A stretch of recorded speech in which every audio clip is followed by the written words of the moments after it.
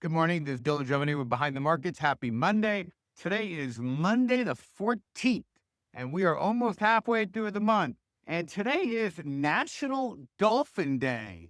I didn't know there was a National Dolphin Day. Who knew? Remember that show Flipper that we watched when we were growing up? Now, I grew up in the 70s, so it was basically reruns. I remember I was very into that show, and Gilligan's Island and all these silly little shows that we used to watch when we were kids that would just play on reruns. I remember we had a little black and white TV, must have been 13 inches, and there were 13 channels, channel 2, channel 4, and this would run on reruns back then. Those are, I guess, really the good old days for us. Anyway, today I want to talk about a lot of folks this weekend have been saying, are you buying stocks? Are you buying stocks? Are you buying stocks yet? What are you buying? People who are not members, just friends of mine, a lot of whom watch and sign up to our stuff and all this other jazz.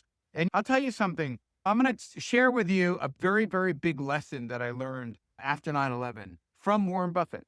9/11, I've talked about it before. I was there on 9/11 and I watched the towers come down. I was literally very close to them, maybe 150, 200 yards.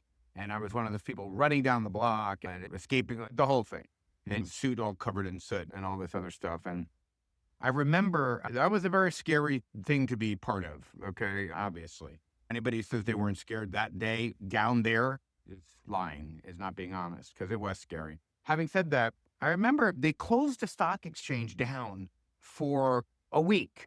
And I remember the day before they were going to open the stock exchange again, 60 Minutes had an interview.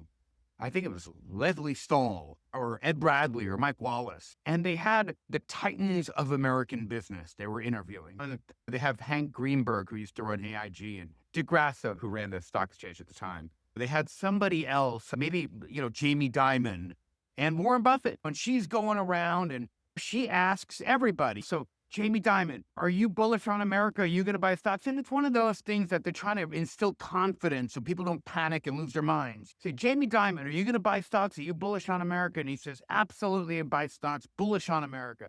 Hank Greenberg, she asks him the next question. Hank, are you going to buy stocks? Are you bullish on the market? And he goes, yes, America's great. We're going to come back straight, blah, blah, blah. Dick Grasso, is the market going to open? Is everything good? If prices are cheap, things are going to work fine. So one after the other, everybody's bullish. I'm going to buy stocks. America's great. Buy them on Monday when we open the New York Stock Exchange. Things are going to be killer. And the last person she gets to is Warren Buffett. And, Warren Buffett, are you going to buy stocks on Monday? And he goes, I don't know. It depends if they get cheap enough. He said, if prices get cheap enough, I'll buy stocks. And again, I was 28, 29 when this happened. And I remember thinking to myself, what an interesting answer. He wasn't thinking about patriotic responses. He wasn't thinking about trying to make people happy or unhappy. He was just thinking about the math of prices. If prices get cheap enough, I'll buy stocks. Let me tell you something. Right now, people asking me every day, you buying stocks, you buying stocks. Prices really aren't cheap enough for me yet, okay? They're just not cheap enough. It's just not the way I'm looking at this market. As a matter of fact, we're in a transition right now, because it's so data and event driven. China and Trump are escalating this trade war. There's a lot of stuff there. What happens? That could get ended in a day or it can get escalated even more. But also tax cut passing on the other side. It's a very bullish argument. And let's not forget AI. This revolution, everybody's focused on this, but over here, there's a revolution happening. It's just wild. I'll tell you this. It's kind of a split screen, actually, is a great way to describe it. And the public markets have been so crazy and so volatile. The private markets, this is almost a whole other world happening over here. And it was illegal for non-accredited investors, basically 90% of all Americans, to invest in these markets up until recently. And we're going to be hosting a webinar Wednesday at 1 o'clock. And we have two companies that I'm very interested in that are very exciting to me. Because we talked about it yesterday, where basically you're having a world where the chat GPTs of the world, AI, is going to move from your computer and jump out into the real world. The biggest ROI places for that first is in factories.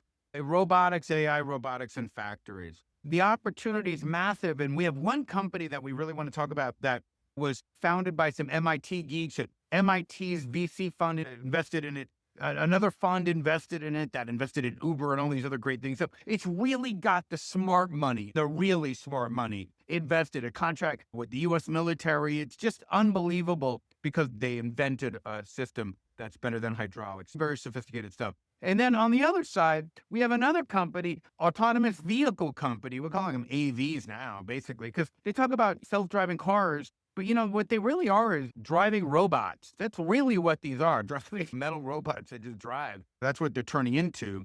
And we have one that NVIDIA partnered with. And so as we're seeing this craziness and this upheaval in the public markets, in the private markets, we're seeing people are just going about their business. American entrepreneurs are still doing their thing. And what's really interesting is that in 2022, when the market upheaval was crazy, what did we see? We saw a bunch of companies that were partnered with NVIDIA went public. A bunch of these companies just went public, even in that market. And we've also seen other companies that have been partnered with NVIDIA or had these VCs behind them just go off bonkers when they go IPO. So we're really excited about it. Again, this is a split screen of America. In the public market, prices have not gotten very cheap yet because it can go either way. It depends how things evolve. News is going to drive that more than anything. So I'm kind of in a wait and see area. But in the private market, there are some good opportunities right now. We're going to keep going about our business, and I'll talk to you about that a little bit more tomorrow. Anyway, have a wonderful Monday. Have a wonderful National Dolphin Day. Take care.